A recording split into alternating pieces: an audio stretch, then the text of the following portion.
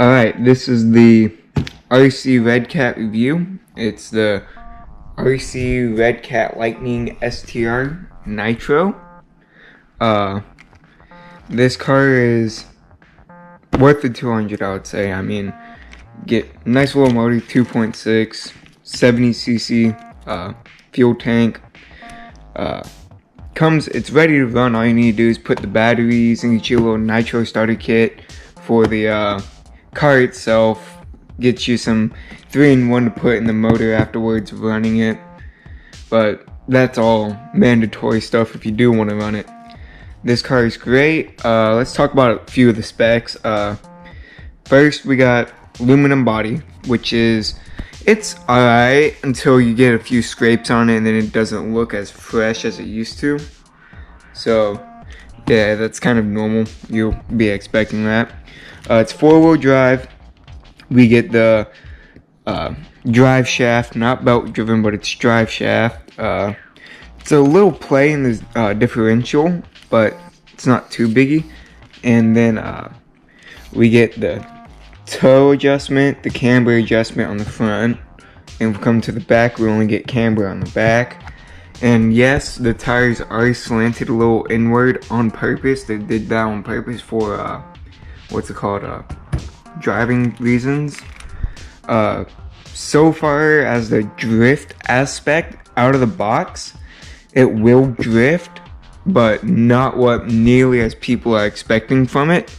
To get it to drift how most people want it to drift, what they need to do is they need to switch out these not plastic, chrome, ugly looking wheels for a set of just plain rubber and some different rims in there to make the car get more slidey because it gets too much traction on asphalt. Whoops, was pointing way up there. It sounds good. It's not as loud as most people would say. It's not even that loud compared to a weed whacker, but great little car for the price. And what else can I talk about? Oh, they had the settings on this thing way off. They had the high needle wrong. They had the idle way too high, and they also had the low speed adjustment too low, I think it was. But after tuning it all and getting it to run proper, not spit and sputter, runs great. You need your igniter for it to start. You need 3-in-1 oil for the after running. You need the eight AA batteries, 4 for inside the servo, so you can put them in there and it can actually work and run. Then you need 4 for the remote. Let's see what else. It's a pretty fast little car. She's crispy. They had an N3 glow plug in here, but I plopped the N4 because I thought N3 was running too hot, so I just dropped a little N4 in it so I could run my 20% nitro fuel better. They got a little carrying holster there. Yeah, it's neat. You're able to switch out most of the parts. You're actually able to switch out everything on this car if you want to. You can switch anything and everything back to aluminum or plastic hop-up kits. You're able to put a bigger motor in it. I'm going to leave the 2.6, but I've seen people hop these up to about 3s. And then the air filters, see, mine's still good. You see the dirt on top, but I put the air filter oil on it that keeps it all tacky, and it lays it on top, and all the stuff down inside of it's good. So I'm not gonna have to worry about that for a few more runs. But if you don't put an air filter tacky substance on it, the dirt and grime will get into the engine and not make it run as smooth and easy as you want it to. So I would make sure you have something sticky and tacky to put on the air filter on the top one and the bottom one to keep the dirt out of the engine, because you'll have to tear all the way down if you want to get it out of the engine. It's a pull start, which bust your knuckle on a few times. I mean, it will be okay after you get used to it and break it in, because the first time you try to start it, it has a lot of compression, but after about 5 or 10 runs, that loosens up and you're able to start it. What I found out is if you take this out and you bring it up to about here, and you just yank it like 3 times. It gets the engine running. To get the engine to where you want it to go, like to get it to where it wants to start, you would want to put your glow plug igniter into it. You want to have fuel in it. I don't have fuel in it because it's in my room, I don't know. But then you want to cover the exhaust port and crank it a few times to get fuel into the tank. And you'll see one, I forget which line, it's this line that will pull it into the carburetor.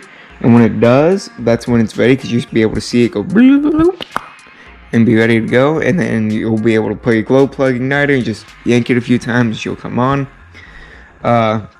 You're able to adjust almost everything on this car.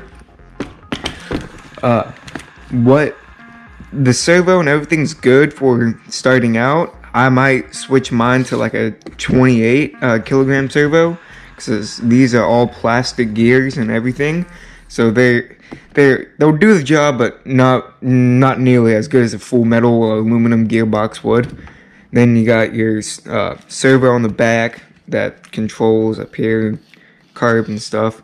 What I've also found is starting it, you want to start on the controller, you want to start it at 0.5 of your throttle management. If I can move all this stuff.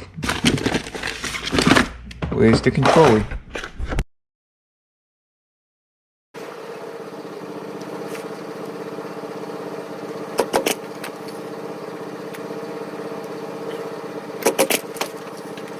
Crank it. He said cover the exhaust.